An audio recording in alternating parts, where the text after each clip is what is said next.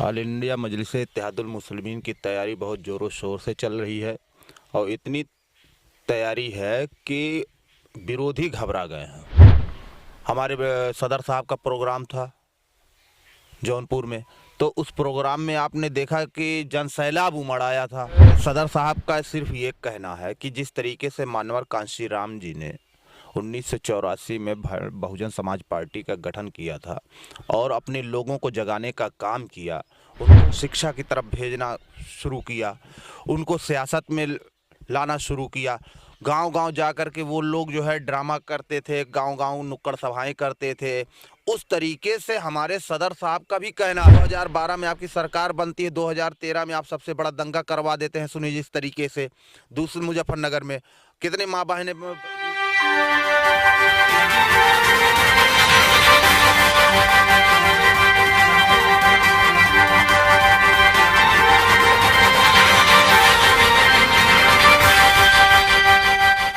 चुनावी सिलसिला जो है वो अब जारी हो गया है। बड़े बड़े नेता जो है अपने हवेली को छोड़कर जनता के बीच में पहुंचने लगे हैं।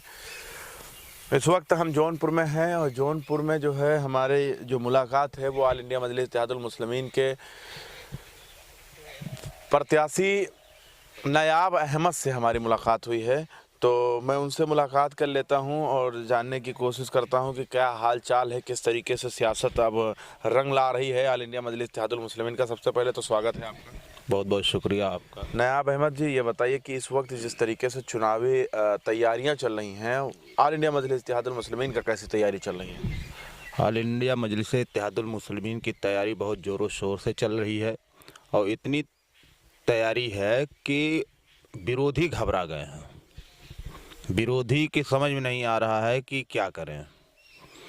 और तो और जो है हम लोग गांव-गांव, खेत-खेत जहां भी जो लोग मिल रहा उससे मिल रहे हैं, संगठन अपना मजबूत कर रहे हैं। हम आपको बता दें कि हम पार्टी के प्रदेश संयुक्त सचिव भी हैं और आपके 365 शाहगंज विधानसभा के भावी उम्मीदवार भी हम हैं। और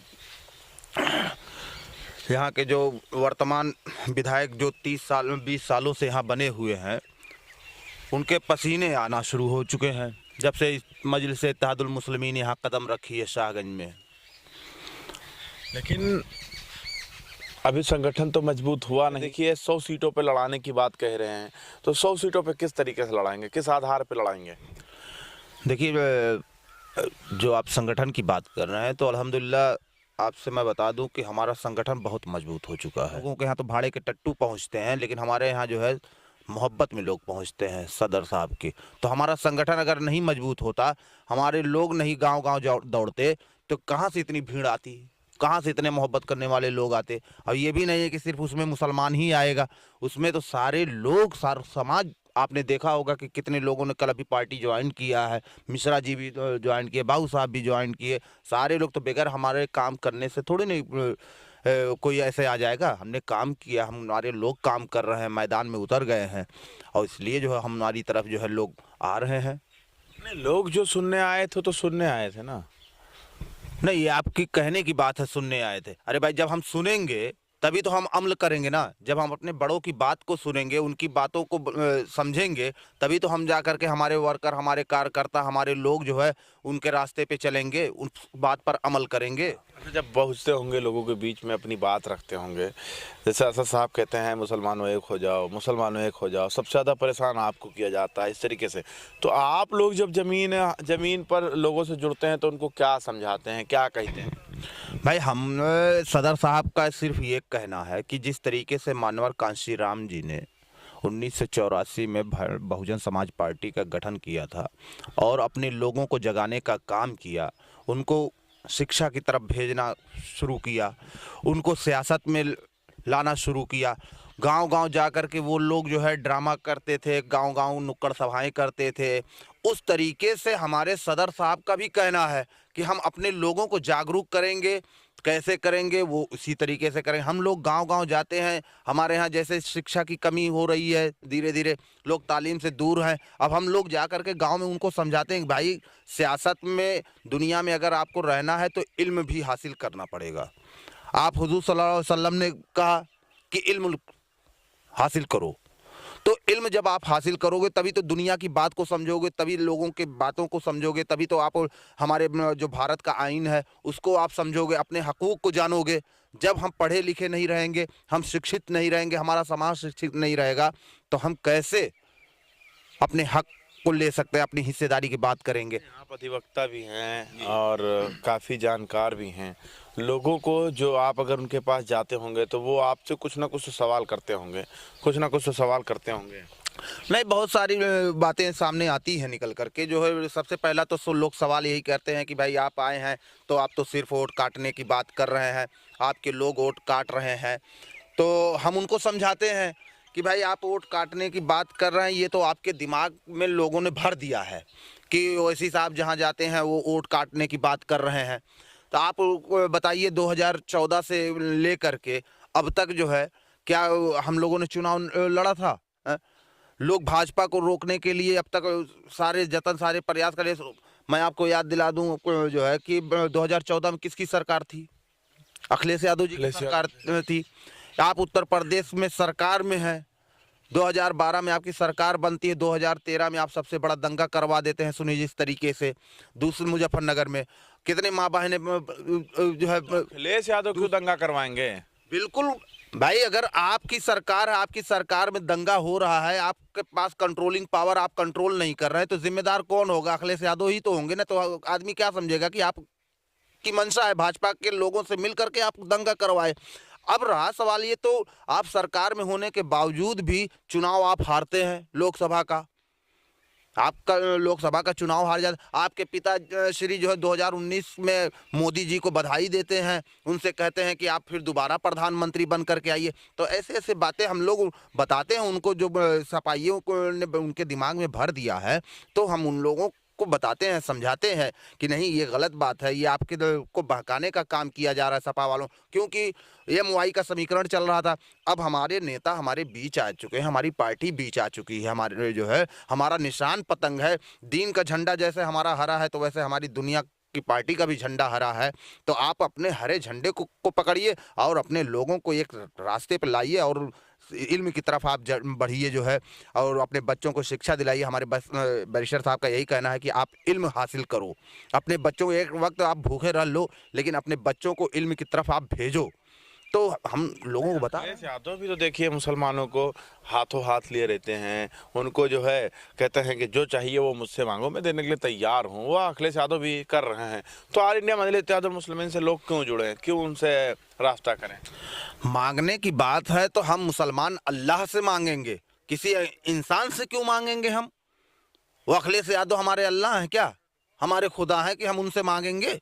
हम मांगेंगे तो खुदा से मांगेंगे, खुदा देने वाला है। अखिलेश यादव को अगर हाथ उठाना चाहते हैं, खुदा नहीं उठाने देगा, तो क्या उनके दम है कि हाथ उठा लेंगे? अखिलेश यादव ने दिया क्या? बता दें जो है कितना परसेंटेज मुसलमानों को नौकरी उन्होंने दिया, बता दें जो है कितनी वैकेंसी उन्होंने मुसलमानों की भरी, जो है मुसलमानों के साथ क्या दिया उन्होंने कि हम जाए मांगने के लिए। उनके बापा जो है 18% जो रिजर्वेशन देने की अपने मेमोरेंडम में कहा था कि 18% मुसलमानों को हम 2012 में देंगे। वो मेमोरेंडम घोषणा पत्र निकाले, दिए क्या? दिए आरक्षण मुसलमानों को? क्या दिया हो, लेकिन आ रहे हैं अखिलेश यादव उत्तर प्रदेश में। ये तो आप लोगों के कहने की बात है ना कि अखिलेश यादव आ रहे हैं। बगैर MIM के कोई नहीं आने वाला है, और ना बगैर MIM के मिले हुए कोई भाजपा को रोक भी नहीं सकता है। ये आप जान लीजिए, ये आपके सामने 4 महीने के बाद ही आ जाएगा पता। आप बात कर रहे हैं, देखिए लगातार जोरों शोरों से जो है रैलियां ताबड़तोड़ चल रही हैं। लोग जो है समाजवादी से टूट भी रहे हैं। गठबंधन की बात किया जाए तो अखिलेश यादव बड़े से बड़े गठबंधन कर रहे हैं। आम आदमी पार्टी एक हो गई, जयंत चौधरी जी, सब मतलब धीरे धीरे सब का एक साथ हो रहे हैं। देखिए ऐसा है कि सब MIM से घबराए हुए हैं। अखिलेश यादव इतना घबरा गए हैं MIM से, बैरिस्टर साहब से। बैरिस्टर साहब से काबिल आदमी है क्या अखिलेश यादव? ABCD नहीं जानते होंगे जो है अखिलेश यादव, भले फॉरेन से पढ़ करके आए होंगे। फॉरेन में कौन जाता है पढ़ने? जिसके पास पैसा होता है। मुलायम सिंह यादव के पास जो है आय से अधिक संपत्ति का पैसा था, उन्होंने अपने बच्चों को जो है भेज दिया। तो वहाँ से पढ़ के आने से वो बहुत काबिल हो गए हैं क्या? बैरिस्टर साहब से कर ले मुकाबला, डिबेट किसी दिन, तो हम जान लीजिए कि अखिलेश यादव बहुत काबिल हैं। अरे अखिलेश यादव कुछ नहीं, ये लोग डरे और घबराए हुए हैं MIM पार्टी से। ये भाजपा से भी नहीं डरने वाले डरे हैं। भाजपा का तो इनके रिश्तेदार हैं। आप तो देखते ही होंगे कि आपस में बैठ करके चाय की चुस्की लेते हैं। अगर भाजपा के ये रिश्तेदार ना होते, भाजपा के साथ ना होते, तो इनके ऊपर आय के अधिक मुकदमे हुए। जो है मुलायम सिंह यादव को क्यों नहीं गिरफ्तार किया गया?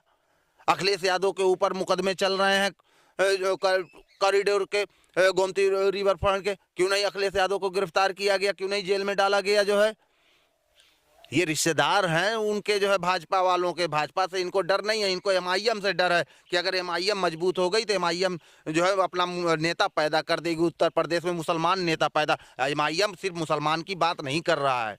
एमआईएम जो करती है बात, वो जो है आपके दलित समाज की बात कर रही है। एमआईएम जो है ओबीसी समाज की बात कर रही है।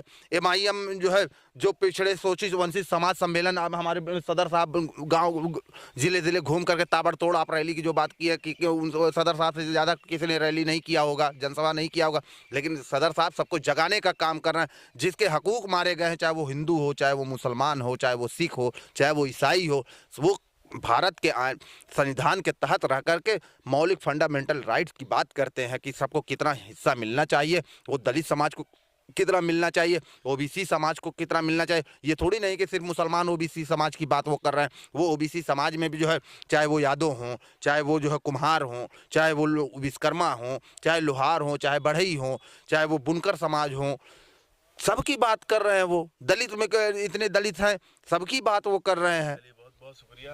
बात तो बहुत करना चाहते हैं, लेकिन वक्त जो है इजाज़त नहीं दे रहा है। तो जुड़े रहें और देखते रहें जनता का हिंद। कैमरामैन चांद के साथ मैं मोहम्मद ज़ैफ, लखनऊ।